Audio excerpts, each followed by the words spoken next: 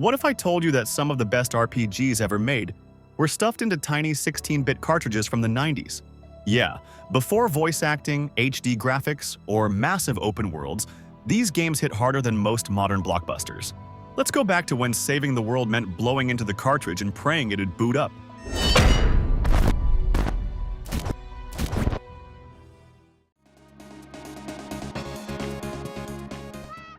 Back in the 90s, when most RPGs were still stuck in static turn-based combat and minimal storytelling, Tales of Phantasia came out swinging with voice acting, animated cutscenes, and a combat system that felt more like an action game than a traditional RPG. The story kicks off in a small, peaceful village where Cress lives with his family. But after a sudden attack that destroys everything he knows, he sets out on what seems like a simple revenge mission. The plot quickly expands into a massive time-traveling adventure that spans generations, as Cress and his party chase down an ancient sorcerer named Deos, who's threatening to destroy the world. The combat is where the game really stands out. Instead of waiting your turn, battles play out in real time with a side-scrolling system. You move, dodge, slash, and cast spells while everything is happening live. And the magic system is no joke either. Unlike Cress, Mint and Arch don't need to be on the front lines, but their positioning still matters, especially since some spells take a second to charge and can be interrupted if enemies get too close. Visually, Tales of Phantasia was one of the most ambitious games ever released on the console. The environments are colorful and packed with detail, from dense forests and icy mountains to elaborate castles and ancient ruins. Every area feels distinct, with smooth transitions between overworld exploration, towns, and dungeons. But what really set the game apart, though, was how much it pushed the console's hardware. It used a custom engine designed specifically for larger sprite work, smooth animations, and layered parallax scrolling that gave the 2D world surprising depth. And here's a cool bit. Because of the fully voiced intro and battle shouts, the game had to be packed onto a 48 megabit cartridge, one of the biggest ever made for the system. That extra space allowed for higher quality visuals and smoother effects without sacrificing performance. It's easy to forget you're looking at 16-bit graphics when the screen fills with spell animations, weather effects, and enemy designs that look way more advanced than what most RPGs at the time were pulling off.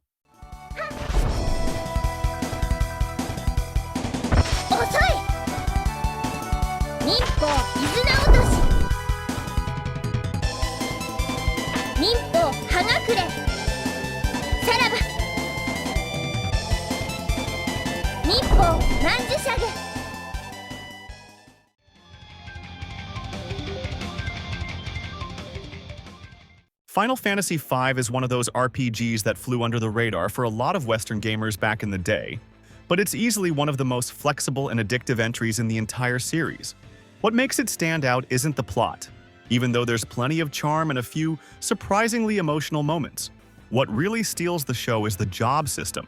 It gives you full control over your party's development in a way that very few RPGs at the time even attempted. You're mixing and matching abilities across dozens of jobs to create custom builds that can completely change how you play. The depth is insane. You might start with a basic knight or white mage, but after unlocking more jobs, you can blend them in crazy ways. Want someone who can dual-wield swords, cast black magic, and dodge everything thrown at them? You can make that happen. And because characters can keep passive abilities from old jobs, the system pushes you to experiment constantly. It's the kind of progression that keeps you coming back, not just to level up, but to tinker and optimize. The game isn't just about combat strategy, though. The world is huge and full of secrets, with hidden summons and optional bosses that actually reward you for digging around and exploring every corner. The pixel art still looks great, especially during spell animations and boss fights, and the soundtrack hits all the right notes. It ranges from light and adventurous to heavy and intense, matching the game's shifts in tone perfectly. While the story starts off feeling kind of silly with a group of heroes coming together to stop some crystals from breaking, things escalate quickly. The villain, X-Death, might have a goofy name, but his presence is genuinely threatening. The plot eventually dives into alternate dimensions, betrayal, and sacrifice, pulling you into a much darker and more emotional journey than you'd expect.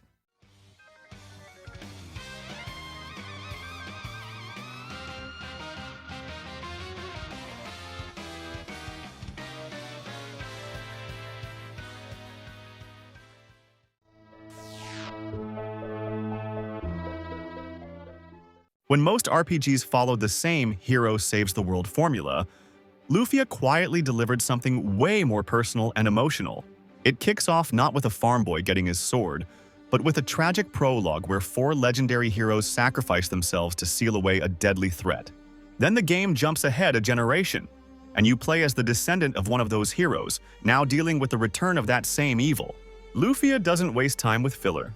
From the start, you're thrown into a story that mixes loss, legacy, and the burden of expectations. The writing might be simple by today's standards, but it hits hard because it's sincere. And the pacing keeps things moving without dragging you through endless side content. Battles happen through random encounters, and you face off against enemies in a traditional first-person view, similar to early Dragon Quest games. There's also a unique system tied to your equipment. Taking damage fills up a meter that lets you unleash special abilities built into your gear. Also, the relationship between the main character and Lufia herself becomes the emotional core of the game. Their dialogue isn't filled with grand declarations or forced drama. Instead, it's built on quiet moments, inside jokes, and the kind of casual banter that makes their connection feel real. You see their bond grow over time, not just through big story beats, but in the little interactions that happen between towns and dungeons. And when things finally take a darker turn, the emotional payoff hits harder, because the game took the time to make you care first. It's rare for a 16-bit game to explore romance in a way that actually feels meaningful, but Lufia manages to pull it off with surprising depth. The soundtrack is another high point.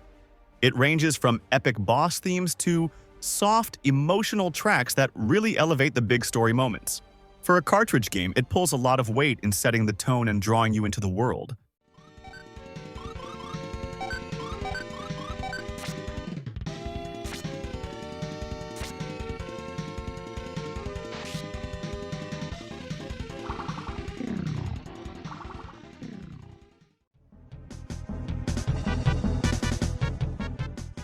Most RPGs at the time were either medieval fantasy or sci-fi, but Star Ocean tried to blend both in a way that actually worked. It kicks off with what looks like your typical fantasy setting: small villages, swords, magic. But as you dig deeper, it becomes clear you're in something way bigger. You eventually find out that everything happening on this primitive planet is connected to advanced civilizations and interstellar politics. That twist alone gave the game a sense of scale most others from that era couldn't even dream of. While turn-based was still the norm, this game went real-time. You moved around, dodged attacks, and chained combos on the fly. It felt fast and fluid. More like an action game, but with all the depth you'd expect from a proper RPG. And it wasn't just button mashing. You had to learn each character's strengths and make smart decisions mid-fight. The skill system was another highlight. You could level up blacksmithing, cooking, writing, even composing music. And these weren't just gimmicks.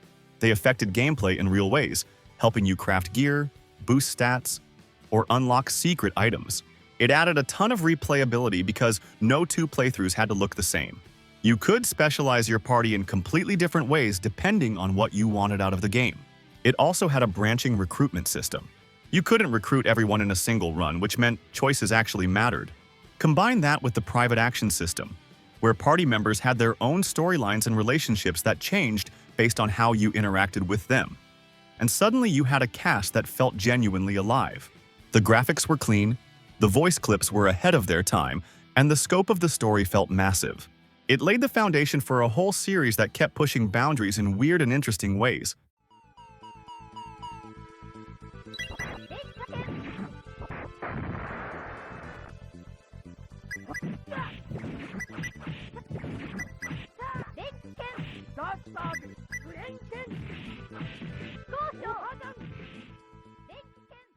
Alright, quick break. If you're enjoying the ride so far, go ahead and drop a like, and leave a comment with some RPGs you'd love to see in the next part of this video. And I promise I check and reply to every single one. Seriously, your comments help the algorithm do its thing and keep the channel alive with fresh content every week. And hey, if you haven't subscribed yet, it helps a ton. And rumors says it boosts your RNG by at least 12%. Most people remember Sailor Moon for the flashy transformations and Monster of the Week battles on Saturday mornings. But hidden behind the glitter and catchphrases was a legit RPG that took fans by surprise. Sailor Moon Another Story wasn't just a quick cash grab. It had an original storyline, turn-based combat, and deeper mechanics than anyone expected from a magical girl game. The game drops you right into a new crisis. A mysterious group called the Oppositio Senshi starts messing with time, reality, and the memories of the Sailor Guardians. What starts as a weird case of déjà vu quickly spirals into a full-blown threat to the universe. You don't just revisit iconic locations, you travel through alternate timelines, meet different versions of the characters, and fight enemies that twist your expectations. Each Sailor Guardian has her own unique set of skills and stats. Moon is balanced, Mars hits hard, Mercury supports with buffs and debuffs, and so on.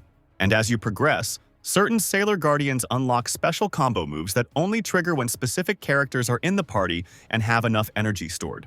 Some combos hit multiple enemies, others target weaknesses, and a few even provide healing or buffs mid-fight. There's very little filler, and every chapter introduces something new. The dialogue dives deep into the personalities of the team, giving each girl her moment to shine. Even side characters get some love, and the emotional beats land harder than you'd expect from a 16-bit title based on an anime. And then there's the soundtrack. It's full of catchy tunes and dramatic battle themes that still hold up. Combined with the detailed sprite work and colorful environments, it feels like playing through a lost season of the show. It's not perfect.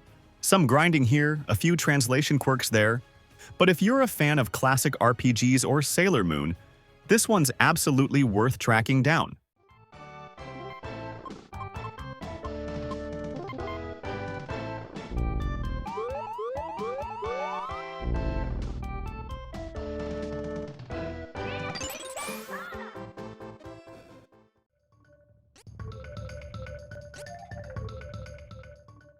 Trials of Mana threw players into a world with real-time combat, branching storylines, and 6 playable characters, each with their own backstory, motivations, and unique abilities. From the moment you pick your main hero and 2 companions, the game starts shaping itself around your choices. You're not just following one linear path. You're carving out your own journey through a world teetering on the edge of war and chaos. Combat in Trials of Mana was way ahead of its time. It dropped the slow, turn-based pace and gave players full control in real time. You're weaving through enemy attacks, chaining combos, launching spells, and timing your moves on the fly. Each character plays completely differently. Some are all about close-range power hits, others use elemental magic from a distance, and a few can heal or buff the party mid-fight. But what really takes it to the next level is the class system. As you level up, each character can evolve into new roles through branching class upgrades. You don't just get stronger, you unlock entire new playstyles. Whether it's turning a basic fighter into a spell-slinging knight or evolving a support mage into a dark magic powerhouse, the game constantly rewards you for experimenting and adapting. Visually, Trials of Mana was a knockout for its time. It pushed the limits of what the Super Nintendo could handle, using the same advanced engine built for Secret of Mana, but cranked up with more detailed sprites, bigger environments, and smoother animations. The use of Mode 7 effects gave the overworld a pseudo-3D look that made flying around on the map feel epic, especially back in the early 90s. What's even more impressive is how clean the interface remained, considering the amount of stuff happening on screen. The developers at Squaresoft really knew how to squeeze every bit of power out of the hardware without cluttering the visuals. But what really made it special was the replay value. Depending on which characters you picked at the beginning, the story would change. Different villains, different plot twists, and different final boss. And that kind of branching narrative was rare, especially on 16-bit consoles.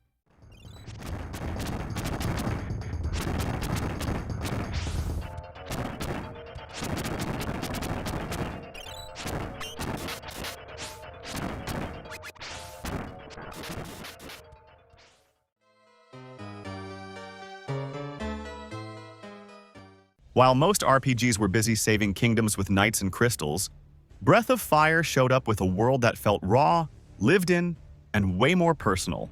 It threw you into the shoes of a quiet protagonist who wakes up to find his village on fire, his people scattered, and a war that's way bigger than he understands. But here's the twist. He's not just some chosen hero. He's part of an ancient bloodline with the power to transform into dragons. And that dragon mechanic is not just for show, it completely changes how battles feel. Every transformation has weight, and choosing when to unleash that power adds real strategy. One mechanic that really stands out in Breath of Fire is how each character has a special ability that can be used outside of combat. These aren't just gimmicks, they actually help you access hidden areas, solve puzzles, or gather resources in the overworld. Bo, for example, can shoot arrows to open new paths or hunt animals for meat, which restores HP without using items. Karn can pick locks, letting you break into treasure rooms you'd otherwise miss. These abilities make each party member feel useful beyond just battles. And that same attention to detail shows up in the world around you. You explore towns filled with struggling communities, weird creatures, and characters who all feel like they've got their own lives going on, even when you're not around. The cast grows naturally as the story unfolds, and each party member brings something unique to the table. A winged thief, a frog prince, a wolf warrior. They're not just quirky sidekicks. They've got their own arcs, and they all tie back into the game's themes of legacy, sacrifice, and what it means to carry a power you didn't ask for. The turn-based combat might seem standard at first, but Breath of Fire nails the pacing. It gives you room to breathe between big story beats, throws in puzzles, hidden items, mini-games, and secret skills. The world map opens slowly, but each new area feels meaningful, like you're actually pushing deeper into something ancient and broken.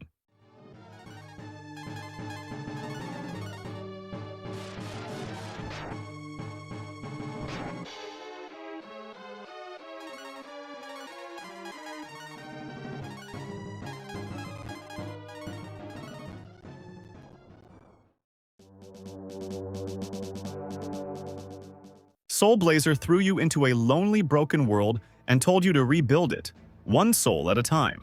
You play as a servant of the gods, dropped into an empty village where even the houses and animals have vanished. Every time you destroy a monster lair in the dungeons, you free a piece of the world. Maybe a talking goat, a bridge, or even someone's memories. It's a strange mix of action RPG and world restoration, where combat and exploration actually change the environment around you. Towns come back to life, people return and remember who they are. And as the world rebuilds, you slowly uncover how everything fell apart in the first place. The combat is simple but tight. Swing your sword, dodge attacks, clear out monster lairs, and move forward. Some enemies have attack patterns you need to read, others force you to stay on the move or find safe angles to strike. But what really hooks you is the rhythm between clearing out dungeons and watching life return. And instead of grinding endlessly on random enemies, the only way to actually gain experience is by destroying monster lairs. Once you wipe one out, enemies stop spawning from it and you earn a chunk of XP. No filler, no wasted battles, just steady progression tied to your mission of restoration. It also means the game respects your time in a way most RPGs back then didn't. However, the atmosphere is surprisingly heavy for a Super Nintendo game. There's this quiet sadness underneath it all. You'll come across people who lost everything, spirits who don't even remember their own names, and hints of a world that was once thriving before greed and ambition tore it apart. The soundtrack leans into that feeling, with music that shifts from peaceful and nostalgic to eerie and unsettling.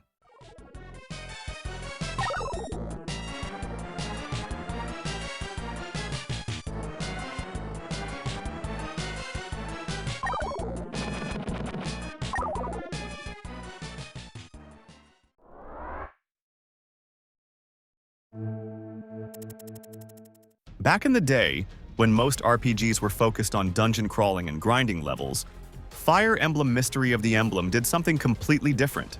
It brought high-stakes strategy to the forefront, and instead of one hero saving the world, you were commanding an army. Each unit with their own backstory, strengths, and the very real risk of never coming back once they fell in battle. The permadeath system forced you to care about each character, not just because of their skills, but because of their stories. Lose one in a careless move, and that chapter of the story closes for good. That level of emotional weight was rare back then, and it hit hard. The battles play out on grid-based maps where positioning is everything. You've got a wide variety of classes, like knights, archers, mages, cavaliers, each with their own strengths, weaknesses, and movement ranges. Some are great at soaking up damage on the front lines, while others need to hang back and strike from a distance. What's cool is that characters can promote into advanced classes after reaching a certain level and using a special item, giving them new abilities and better stats. A simple swordsman can become a powerful hero, or a healer might grow into a battle-ready sage. The game is actually a full remake of the very first title in the series, but it doesn't just stop at polishing up the old material. It rebuilds the original story of Marth from the ground up, with better pacing, refined mechanics, and updated visuals that make it more accessible without losing what made it special.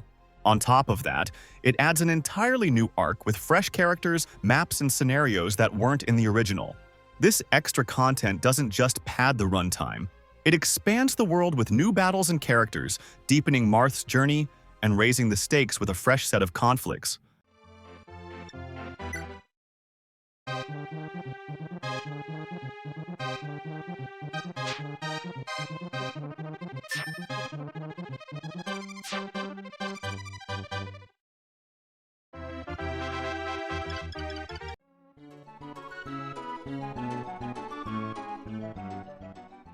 Back in the day, most RPGs were all about medieval lands, evil empires, and saving the world with a chosen warrior.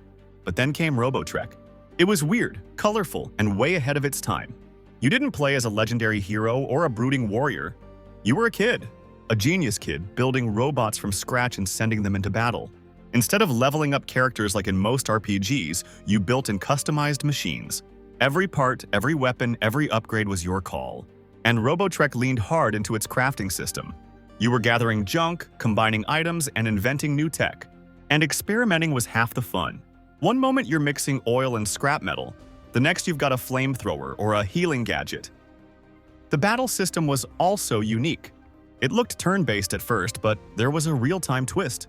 You had to manage your attacks with a timing meter, similar to ATB from a Final Fantasy series.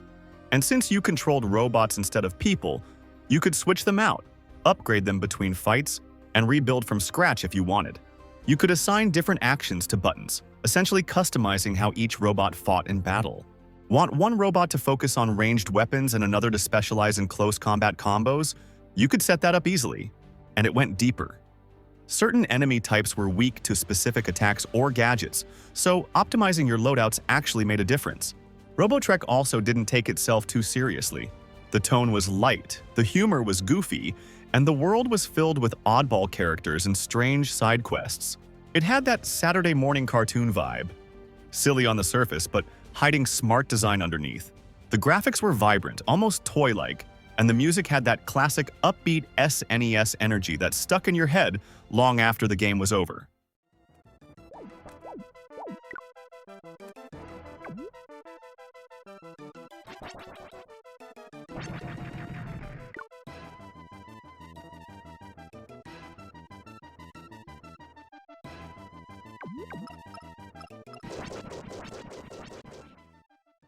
Guys, this is part 2 of the best SNES RPG series. Part 1 is popping up on the screen right now in case you missed it. And don't forget to hit that subscribe button and drop a comment on each video to help your buddy Sage make a few bucks. And maybe finally convince my wife to let me start that game collection.